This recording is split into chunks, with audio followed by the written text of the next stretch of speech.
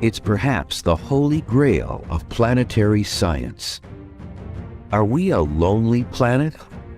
Or does life exist beyond Earth? Members of the groundbreaking field of astrobiology have joined forces to solve this enduring mystery.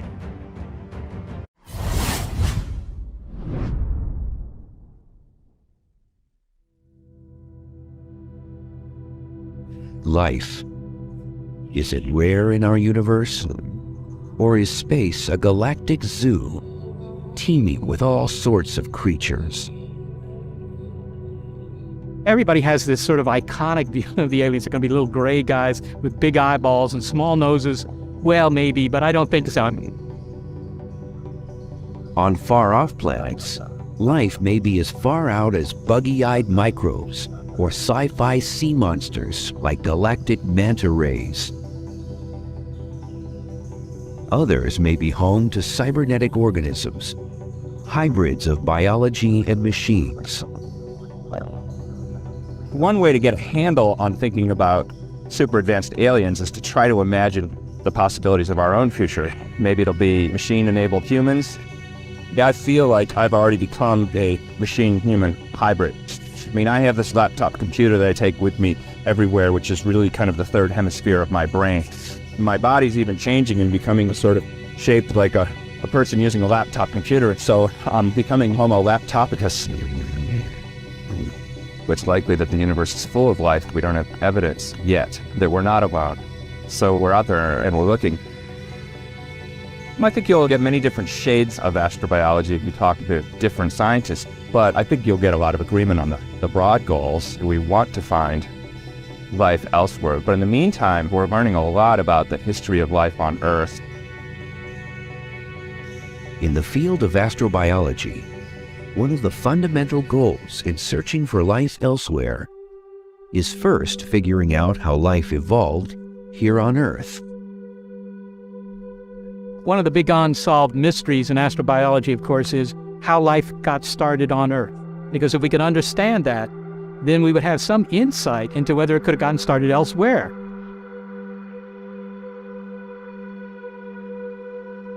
Earth orbits in what's called the habitable zone. It's a region of space where conditions are favorable for life forms that we know can be found on our planet.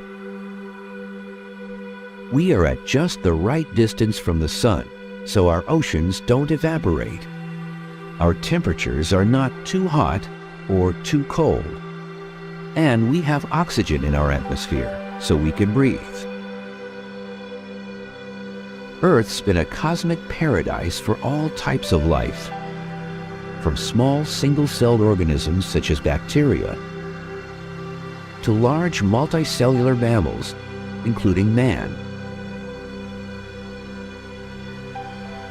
It's believed that all life on our planet descended from a single common microbial ancestry, approximately 3.4 to 3.8 billion years ago. But how that microbe came into being remains puzzling. One way to search for answers is to look for ancient rocks, where microbes leave trace evidence of their existence.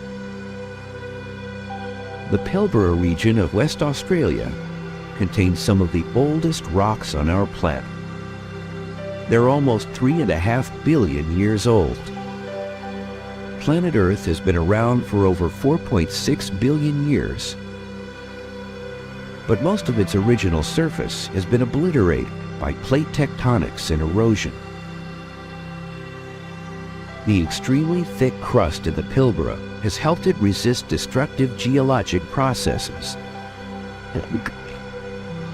Allwood spent more than 3 years surveying some of the rock formations in the Pilbara, examining unusual structures called stromatolites, fossils formed by living organisms 3.5 billion years ago.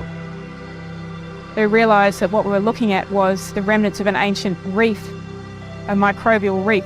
It's not a reef made of coral like we're familiar with today, but a reef made of stromatolites, structures formed by microorganisms.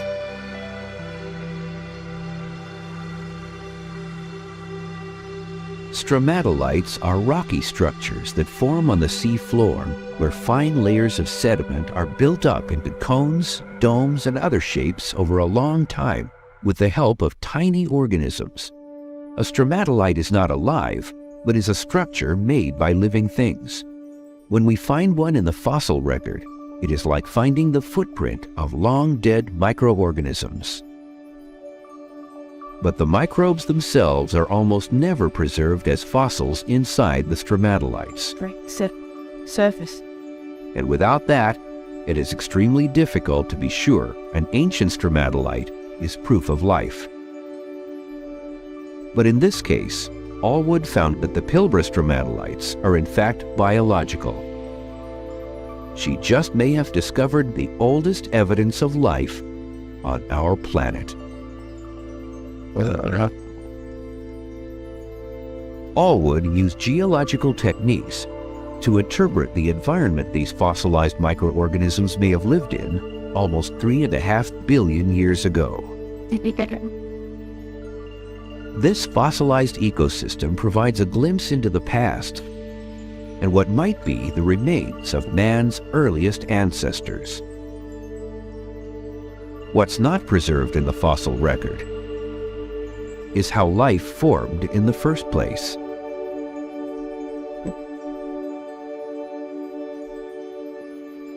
We humans are the descendants of stardust.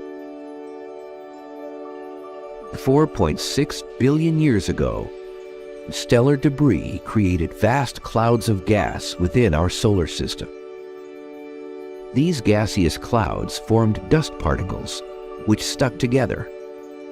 They eventually formed large boulders made of rock and ice called asteroids and comets. For millions of years, these bodies collided and coalesced to form planets, including Earth. During this heavy bombardment, Earth was a hot, toxic water world. But in the midst of this volatile period, life may have taken hold below the ocean surface, in hydrothermal vents, which are formed near volcanoes. There, atmospheric chemicals and energy may have formed a cocktail of amino acids, the essential elements of life. There's a whole set of theories that suggest that everything needed for life started and was created here on Earth. So the organic material that led to the first life could have been produced in lightning discharges on Earth. An alternative theory is that the organics that led to life weren't created on Earth, but came into Earth. Comets, for example, could be a source of organics. Meteorites from Mars or asteroid infall could have been a source for organics. So now the raw materials are imported, but life is still homegrown. Yet another theory suggests that not only did the organics for life come in, but life itself might have come in from outer space. We don't really know how to choose between those three alternatives. All life on Earth is made up of essential building blocks, including carbon, hydrogen, oxygen, and nitrogen, as well as 24 other ingredients. But the fundamental properties appear to be water and carbon. Scientists think the best chance for finding extraterrestrial life is to search for traces of carbon and water on planets in our own solar system. Mercury and Venus are too close to our Sun to sustain liquid water or an Earth-like atmosphere. But what about Mars, the fourth planet from the Sun? Today, Mars looks like a dusty red desert. Its atmosphere is so thin that liquid water would freeze and evaporate at the same time on its surface. But Mars's topography reveals polar ice caps, gullies, and volcanoes, including Olympus Mons, the largest in the solar system. So could liquid water still exist beneath the surface, where temperatures are warmer?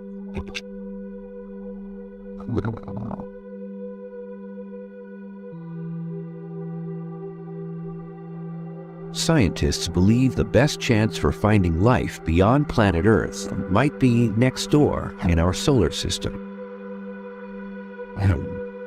Mars, the fourth rock from the Sun, may have liquid water beneath its surface, a good signature for life. Hydrothermal systems can definitely exist on Mars though, because we can see massive volcanoes. We know there's plenty of water still on the surface of Mars. That heat source, the water source, provides all the ingredients necessary to make microbial life very happy. Hydrothermal hot springs are formed near volcanoes. Deep underground, the searing heat of volcanic magma chambers propels hot water and dissolved minerals into cracks and fissures in the subsurface, which then erupts onto the surface of the Earth. The spring surrounds itself with a treasure trove of energy-laden minerals suitable for a microbial feast. Brown thinks if Mars is still volcanically active, similar hydrothermal areas will exist. They might be places where life may have originated or still exists just below the surface. In 2006, NASA's Mars Reconnaissance Orbiter probe arrived at the Red Planet. It's equipped with the Compact Reconnaissance Imaging Spectrometer for Mars, better known as CRISM, which plans to revolutionize our view of the planet. Using visible and infrared light, the instrument has been scanning for evidence of ancient liquid water in Valles Marineris, a massive canyon system ripped into the surface by the volcano Olympus Mons. The area may hold hydrothermal deposits. NASA's Mars Global Surveyor has recently discovered Martian gullies that could be the ancient remains of snowpacks.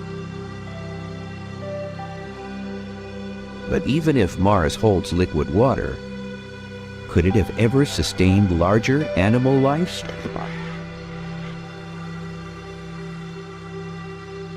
When searching for Earth-like life in our solar system, scientists look for the presence of liquid water and carbon. They're crucial ingredients for life on Earth. But are there other indicators? Some scientists believe plate tectonics is necessary to promote biodiversity and act as a defense against mass extinctions.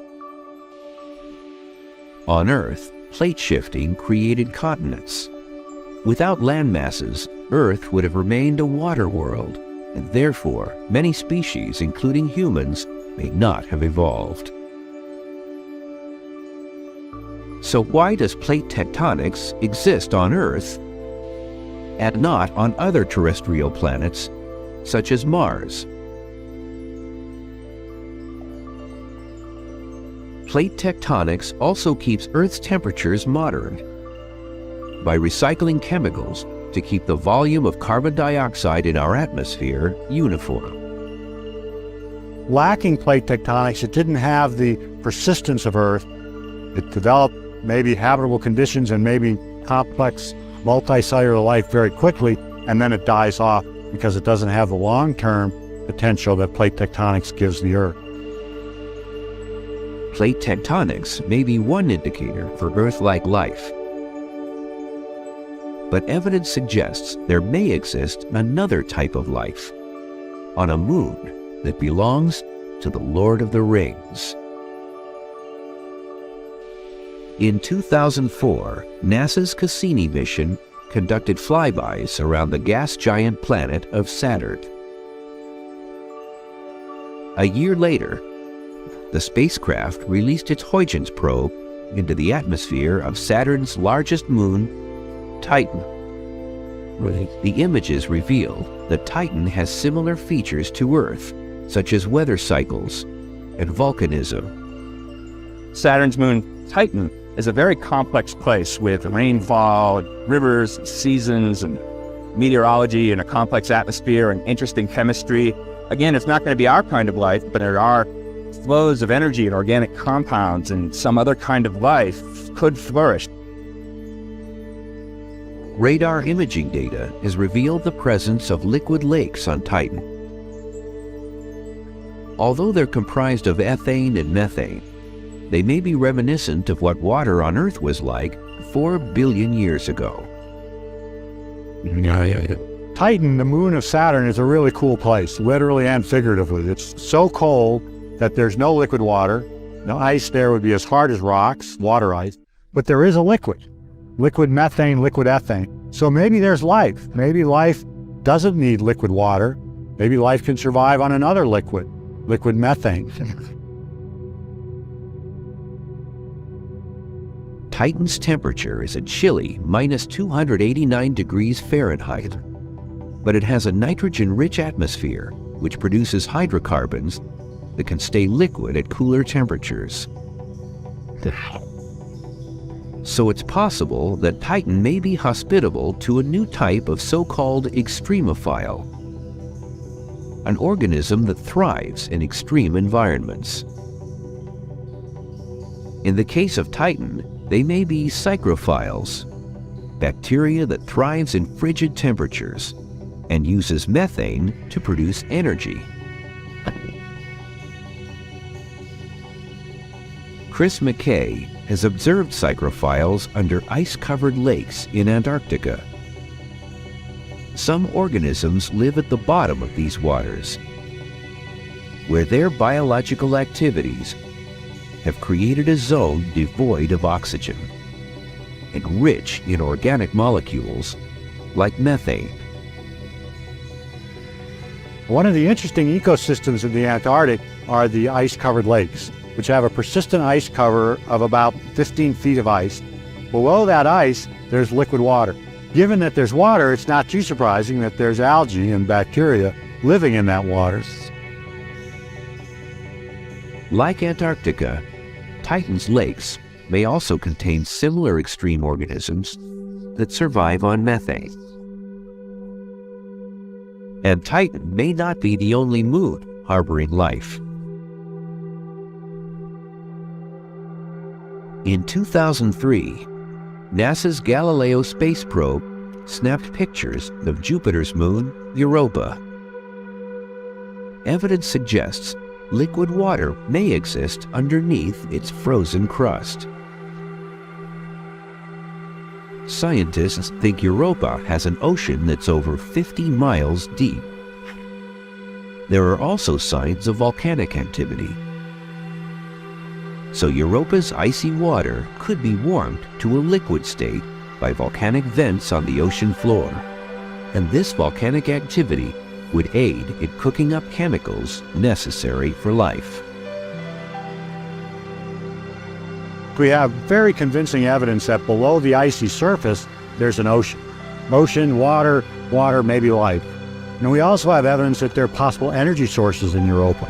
So all the necessary ingredients for life seem to be there. The ice on the surface of Europa is extremely thick, maybe as much as 6 miles deep. So it is unlikely that a human spacecraft will be able to drill down into its ocean anytime soon. I think a realistic mission to Europa would be to search the surface for evidence of organisms that have been carried up through the cracks and deposited on the surface. They would be dead, but they would be biological and we could study them. Our solar system is full of diverse, interesting places, and we shouldn't rule any of them out for life until we explore broadly, because we don't really know what we're looking for. Armed with new technologies, astrobiologists have widened their search for extraterrestrial life. The next frontier includes our entire Milky Way galaxy and beyond.